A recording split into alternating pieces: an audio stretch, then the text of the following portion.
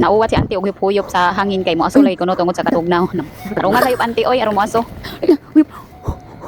Good morning mga auntie. Maaga nga kaming gumising dyan para bumiyahe dahil gagala na nga ang mga auntie nyo. Ngayon nga lang uli kami makakagala dahil sobrang busy sa work ang mga auntie kaya excited kami masyado. Inagahan namin ng gayak dahil nga magbabas nga lang kami at baka kami maiwan ng bus ay nako. Sa Nagoya pa nga kami sasakay ng bus kaya magdidensya naman kami papuntang Nagoya. Mga almost 1 hour din ang biyahe namin pa Nagoya. Kaya nga mga auntie, I suggest kung mahaba ang biyahe at paulit-ulit kayong sasakay ng train, mas maigi na bumili na kayo ng Manaka or Icoca para hindi na kayo bili na bili ng ticket. Pag Manaka or Icoca kasi, lalagyan mo lang siya ng laman at magtatap ka na lang ng magtatap at isang beses ka lang pipila para mag-charge. Less hassle, diba? Eh ito namang si Auntie no, ngayon na nga lang makakagala, kinalimutan pa. Dalawa pa yun ha, may Icoca na, may Manaka pa. Ni isa, walang dinala. O diba magaling? O ayan, pumili ka ng pumila ngayon sa mga tikitan. Ginusto mo yan eh. Fast forward mga auntie, nakarating na kami ng Nagoya at sumaglit na nga lang kami para bumili ng umiyage for our cousin.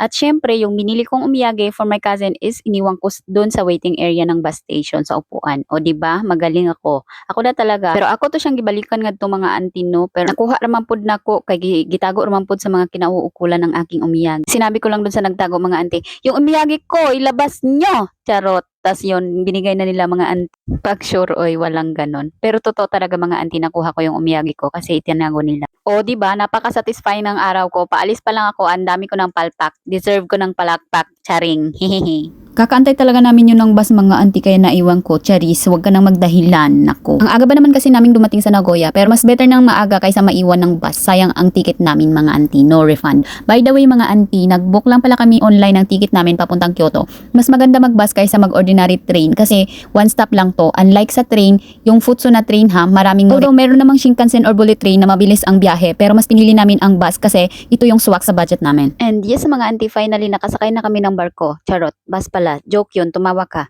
Tapos mga auntie, ito nga mang umagaw sa aking atensyon. Itong foreigner na babaeng ito, kasi naman mga auntie, may apakan dyan sa ilalim ng paa at kapag gusto mo siyang gamitin, merong instruction dyan mga auntie. Nakasulat sa Japanese and English. O, dalawa yan ha. Tapos tignan nyo naman ang ginawa ng babae. Ay siya, di ka nagbabasa auntie.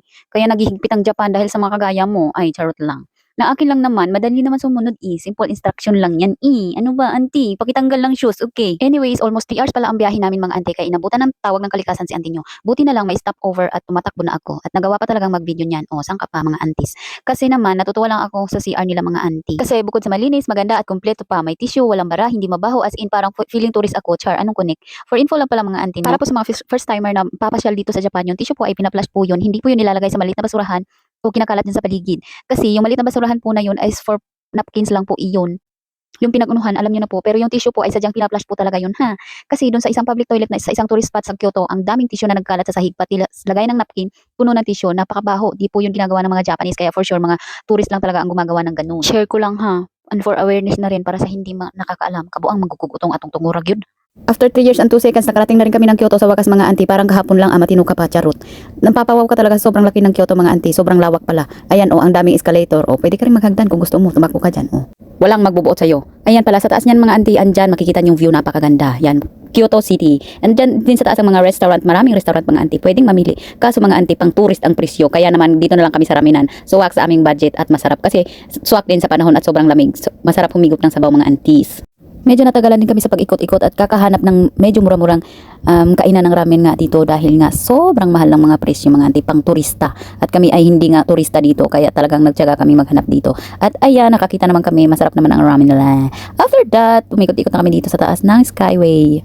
Nag-iikot-ikot muna nga kami dito kasi mamaya pa namin kikitain yung pinsan namin sa Arashiyama. Maaga pa naman kaya medyo may time pa kaming mag-ikot-ikot dito. Ayan, tingin-tingin muna ng view, napakaganda. Pag pumunta kayo dito sa Kyoto, wag niyong kakalimutan dumaan dito. Charot. Anyways mga ante, ito pala ang bilihan ng one day pass ticket. Nasa tapat lang siya ng mismong Kyoto Station.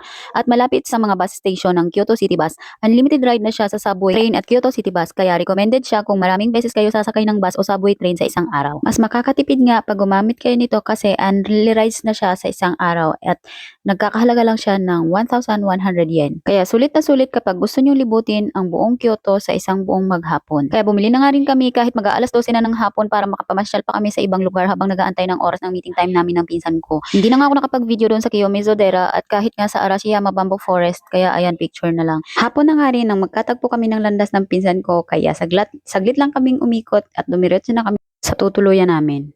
At talaga namang welcome na welcome kami dito sa bahay ng kaibigan ng pinsan ko. At ayan, pinaghanda niya pa kami ng sukiyaki nga daw ang tawag nito. Napakasarap. Ganyan nga lang siya lutuin. Maglalagay ka lang ng sukiyaki sauce. Yan, ganyan lang siya. Sukiyaki sauce. Tapos lalagay mo yung mga karne, gulay. Tapos pag naluto na siya, ready to eat na. Ang pagkain nga pala niyan is isa-isa lang kayong kukuha dyan sa kawali habang nagluluto.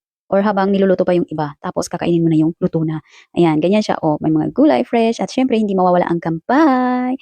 At bago pala siya isubo, yan, isasawsaw mo pala muna siya sa itlog. Sobrang sarap talaga niya, nawala yung pagod namin ng paglalakad sa buong maghapon sa Kyoto. Ayan, pag gusto niyo siyang i-try, madali lang siyang gawin. Bibili lang kayo ng sukiyaki sauce sa mga supermarket. Marami siyang available na sukiyaki sauce na makikita mo sa supermarket. Tapos bibili ka lang ng beef at mga gulay sa supermarket din. Malamang, saan ka bibili? Sa kapitbahay. Char. Ayan, itadakimasu. Let's eat. Thank you for watching.